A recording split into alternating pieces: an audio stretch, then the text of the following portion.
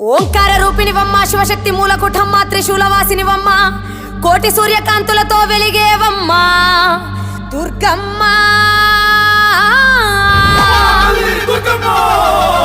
దుష్టులను శిక్షించి దుర్గామాతగా వెలిసినవమ్మ కనక దుర్గమ్మ.